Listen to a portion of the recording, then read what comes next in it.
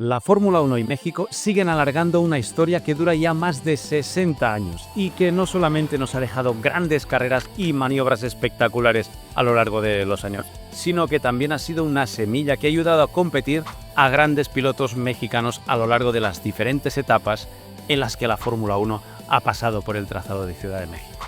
Vemos esa historia, los héroes, el desafío técnico que supone correr a tanta altura y los cambios que ha tenido el trazado. Una historia con muchos capítulos por escribir aún. Los vemos. Y si te gustan estos vídeos, suscríbete al canal, dale al like y a la campanilla y me dejas tus comentarios. Venga, empezamos la Fórmula 1 y México.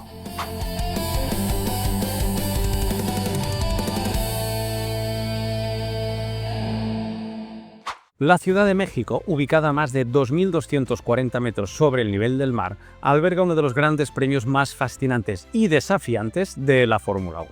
La altitud no solo afecta la condición física de los pilotos en su rendimiento, sino que también reduce la potencia de los motores, altera la aerodinámica y obliga a los equipos a ajustar a frenos, neumáticos y la estrategia de una manera muy diferente a la que lo hace en otros grandes premios.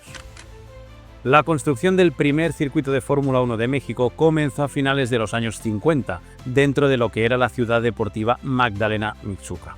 La construcción del Autódromo de la Magdalena se basó en el trabajo de tesis del ingeniero Óscar Fernández Daza, que combinaba largas rectas para alcanzar velocidades extremas con curvas técnicas que exigían control y precisión.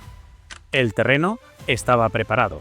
Se realizaron los desmontes, las nivelaciones, el sistema de drenaje y una pavimentación especial.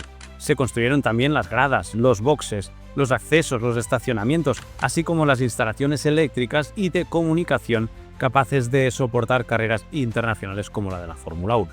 La famosa peraltada de más de 180 grados con un radio de 300 metros, 17 grados de inclinación en el peralte y una longitud de unos 500 metros, se convirtió rápidamente en el símbolo del circuito, un lugar en donde el valor y la habilidad de los pilotos y la técnica del coche se ponían al límite.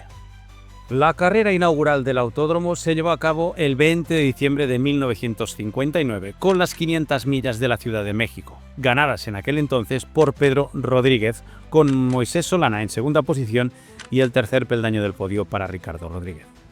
Pero el primer Gran Premio de Fórmula 1 en México se disputó en 1962 y aunque no era puntuable para el Mundial de Fórmula 1, sí atrajo a diferentes estrellas del certamen.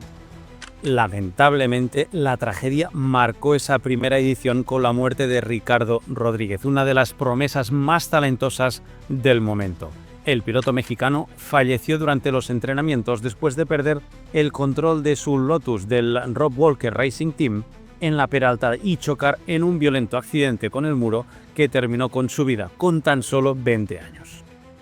A partir de 1963, el Gran Premio de México se volvió puntuable para el Campeonato Internacional de Fórmula 1 y pilotos como Jim Clark y Graham Hill dejaron su huella. En la temporada 1964 se vio una de las carreras más emocionantes y que decidió el título en el último suspiro. 3 pilotos llegaban con opciones de llevarse la corona: Graham Hill, John Surtees y Jim Clark. Después de varios abandonos e incidentes, fue Surtees el que finalmente se proclamó campeón gracias a las órdenes de equipo y al segundo puesto final. Una carrera que en aquel entonces fue ganada por Dan Gurney. En aquellos años, México disfrutó de los triunfos de Jim Clark en el 62, 63 y 67, o de, por ejemplo, de la victoria tan significativa de Richard Ginther en 1965, que significaba la primera para la historia de Honda en Fórmula 1, o aquella espectacular actuación de Jack Hicks en el año 70 con su Ferrari. La Fórmula 1 siguió en México hasta ese año 70, cuando fue eliminada finalmente del campeonato. Pese a los esfuerzos para mantener la continuidad del Gran Premio, la muerte de Pedro Rodríguez en Alemania en 1971 terminó por apagar las esperanzas y el contrato no se renovó. Tras un paréntesis de más de una década en el que hubo varios intentos de recuperar la carrera, la Fórmula 1 regresó a México en 1986. El circuito, ya con el nombre Hermanos Rodríguez, fue remodelado con mejoras en seguridad y cambios en algunas de las curvas, aunque preservando la esencia de la peraltada. La edición del 1986 significó la primera victoria en Fórmula 1 de Gerhard Berger con su Benetton, superando por más de 25 segundos a un tal Alain Prost y a 1 minuto sobre Ayrton Senna. Para el recuerdo queda también aquel adelantamiento de Nigel Mansell sobre Berger en la peraltada en 1990 o el primer podio de Michael Schumacher en 1992, sí, el primero de su dilatada carrera deportiva. Pero el circuito seguía bacheado y con muchos accidentes. Durante esa etapa, figuras como Michael Schumacher, Alain Prost, Nigel Mansell, Ayrton Senna o Riccardo Patrese protagonizaron adelantamientos y momentos espectaculares. La altitud seguía siendo un factor decisivo y único en el calendario, y eso siempre había muchas oportunidades. Además, los frenos trabajaban más de lo habitual en México y la estrategia de neumáticos y combustible se volvía crucial. Las alas utilizadas en el autódromo debían ser de alta carga para compensar la baja densidad del aire a más de 2.240 metros de altura sobre el nivel del mar. La peraltada se volvió a suavizar para la edición de 1992, pero los accidentes registrados y la alta contaminación presente en el aire de la ciudad terminaron por cancelar las opciones de seguir en el calendario.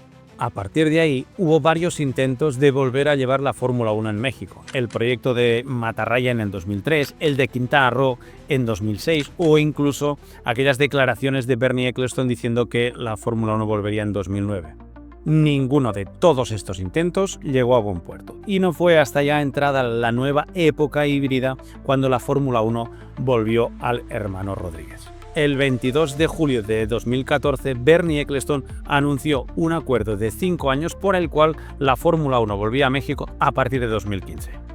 El retorno, ya con el grupo CIE como promotor, implicó una remodelación integral del trazado.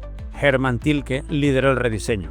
El trazado se redujo a 4.304 metros y 17 curvas, incluyendo media peraltada que reemplazaba a la histórica curva peraltada y que fue modificada para bajar su peligrosidad y poder retorcer el circuito entre las gradas de lo que había sido un campo de béisbol. Esa modificación ha dejado una de las imágenes más icónicas de la Fórmula 1. Los coches compitiendo entre las gradas de lo que era el Foro Sol, ahora el GNP Seguros, repletas con más de 10.000 apasionados aficionados. Aparte de modificar el trazado, se construyó un paddock moderno junto a unos boxes adaptados a las necesidades de los equipos y unas gradas con capacidad para más de 120.000 espectadores. Los sistemas de drenaje fueron actualizados para resistir lluvias intensas. La superficie se reasfaltó por completo para adaptarlos a los coches más anchos y más rápidos de la era moderna, y se mantuvo la esencia histórica del circuito, equilibrando seguridad, espectáculo y el desafío técnico. La nueva generación de coches y pilotos han brillado en esta nueva etapa, que aún sigue vigente y que solo fue interrumpida por la pandemia del COVID-19. No solamente las victorias de Max Verstappen, el piloto que más veces ha subido a lo más alto del podio en México, o las celebraciones del título mundial de Lewis Hamilton han levantado las gradas del Hermanos Rodríguez. Incluso se han vivido situaciones tan inhóspitas como aquel podio marcado por las penalizaciones de 2016. ¿Os acordáis de aquella escena en la noche subiendo al podio recogiendo el trofeo? Bueno, increíble. Los pilotos mexicanos han tenido un papel destacado en la vuelta de la Fórmula 1 a México. Tanto Esteban Gutiérrez como Checo Pérez pudieron competir y deleitar a la afición mexicana, que cada año ha llenado el autódromo a rebosar de pasión y convirtiendo cada carrera de Fórmula 1 en una auténtica fiesta. Los podios de Checo Pérez en el 21 y en el 22 hicieron vibrar el autódromo como en pocas ocasiones. Pero también otros pilotos mexicanos han destacado a lo largo de la historia de la Fórmula 1. La muerte de Riccardo Rodríguez en aquel fatídico Gran Premio de 1962 marcó mucho a su hermano Pedro, que destacó en los años 60 y 70 logrando victorias memorables como en el Gran Premio de Sudáfrica de 1967. Su valentía y talento fueron un referente para toda una generación. Héctor Rebaque, activo en los años 70 y 80, y Moisés Solana también compitieron en la F1 en México.